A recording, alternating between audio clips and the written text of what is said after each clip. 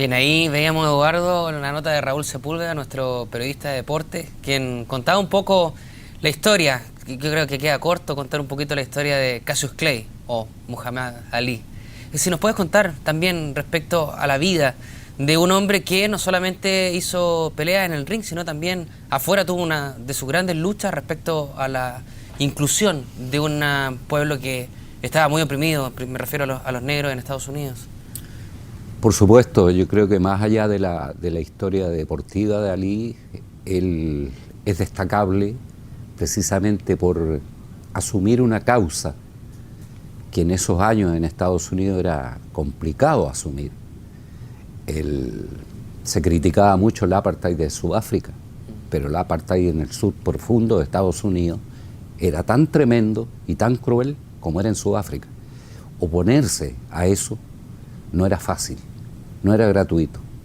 Ali lo sabía y sin embargo él defendió siempre a la gente de su color, defendió su dignidad, sus convicciones, y él estuvo incluso dispuesto, como salía ahí en la nota, a resignar su carrera, a resignar los mejores años de su vida como pugilista, a resignar bolsas millonarias con tal de no transar en sus convicciones. Y eso es lo que lo hace para mí el deportista más grande de todos los tiempos, lo cual no significa que haya sido el mejor boxeador de todos los tiempos, son dos cosas distintas. Eduardo, quería preguntarte respecto a eso, porque tú eres una de las personas que más sabe de boxeo en nuestro país. ¿Quién, a tu juicio, es uno de los más grandes boxeadores de todo el mundo, de toda la historia? A ver, Ali tiene que estar en esa lista, ¿no? Yo no digo que es el mejor, pero está entre los mejores. Entre los 5 mejores, lejos. Para mí no ha habido boxeador más completo de los que yo vi que Sugar Ray Leonard. Extraordinario en todo el sentido de la palabra. Pero gente más vieja que yo me dice que Sugar Ray Robinson era extraordinario. Y por algo ha sido elegido durante años como el mejor de todos los tiempos. Peso welter, peso mediano. Pero yo siempre les he preguntado, ¿qué pudo tener Robinson que Leonard no haya tenido? Claro. Para mí es como boxeador, lejos el mejor, equivalente a Pelé en el fútbol. Pero también en esa lista está Joe Louis, por supuesto. Hay varios que tienen que estar en esa lista de los 5 grandes, pero en esa lista está Ali sin ninguna duda.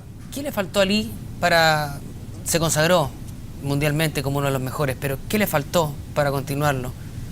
Mira, le faltó algo que él no quiso tener nunca, que era aprender a pelear en la corta distancia. Él era un maestro en la media y en la larga distancia. En la corta era un boxeador del montón, absolutamente el montón. Pero porque a él nunca le interesó aprender a pelear así. Él era un esteta del boxeo. Para él el boxeo era un arte. Entonces, se me ocurre a mí que ver a dos tipos cabeza a cabeza, sudando, bufando, maldiciendo, para él era lo más antiestético que podía haber. Rechazó de plano pelear en esa distancia porque no le gustaba. Por eso, porque no dominó nunca esa distancia, yo te digo, no puede ser considerado el mejor de todos los tiempos, pero sí, como te reitero, el más grande de todos los tiempos por lejos. Y ahora, tomando en consideración videos que se muestran respecto a Ali, a larga distancia era un genio, o sea, pues con facilidad para sacarse y fintar y de una forma increíble. Claro, lo que te digo yo, en media y larga distancia era un maestro, insuperable además, porque es el boxeador de peso pesado más veloz que haya existido en la historia. Cuando Ali aparece es todo un suceso, por sus condiciones pugilísticas, obviamente, pero por una velocidad que jamás antes se había visto en esa categoría, velocidad de desplazamientos y de mano. Entonces fue por supuesto toda una sensación, y esa velocidad nunca más se ha vuelto a repetir. No ha salido otro boxeador con la velocidad que Ali tenía. Y de ahí surge la frase también, moverse como mariposa, pecar como abeja.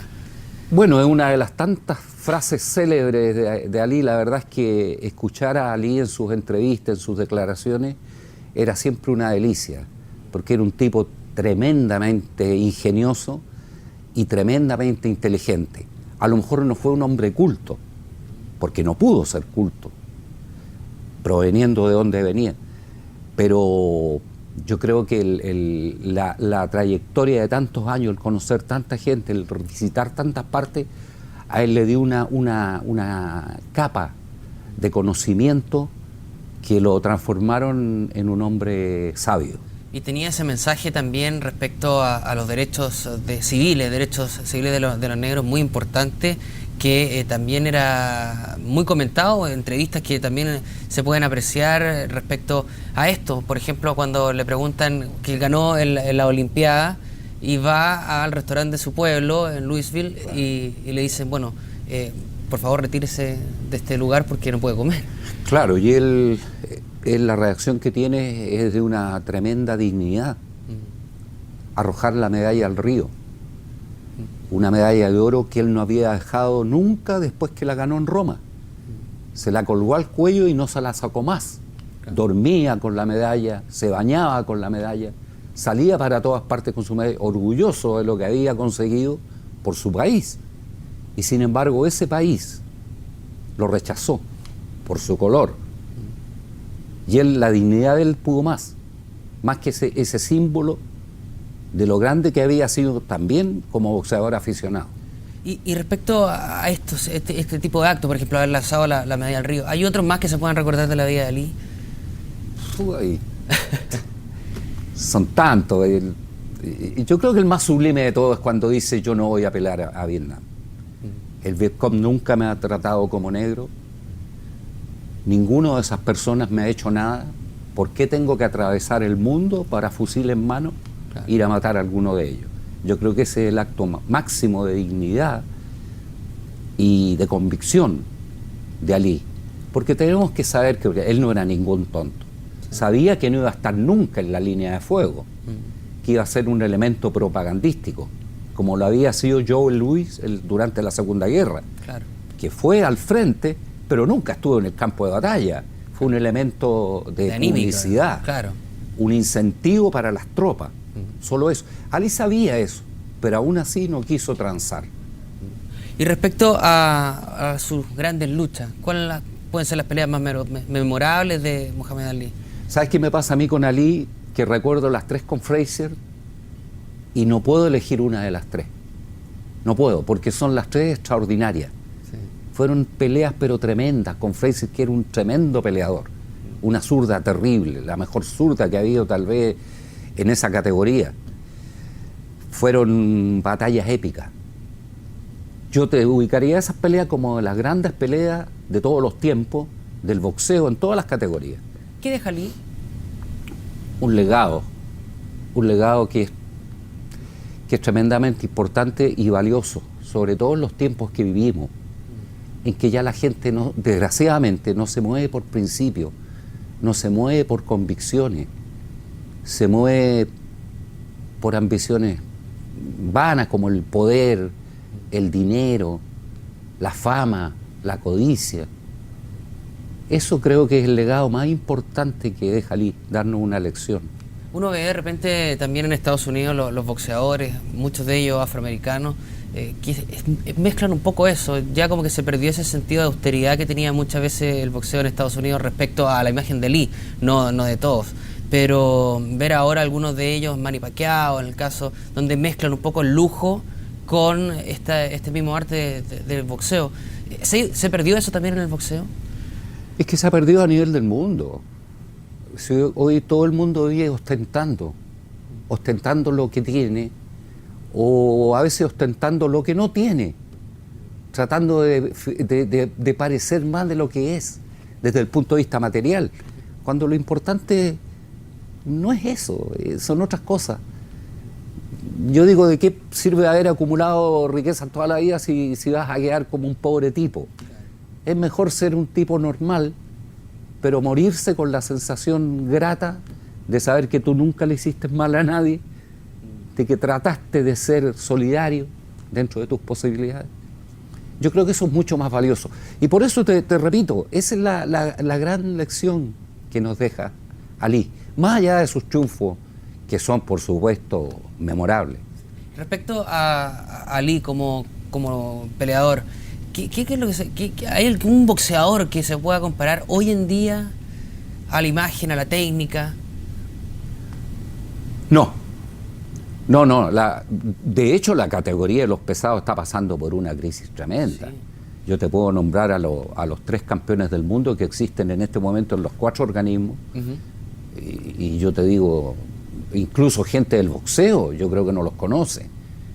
Son tipos que por supuesto deben tener condiciones y deben tener méritos para haber llegado ahí, pero están muy lejos de ser lo que alguna vez fue Ali, incluso lo que fue Foreman, o lo que fue Fraser, lo que fue el mismo Sonny Liston o Joe Louis, ya remontándonos más en el pasado.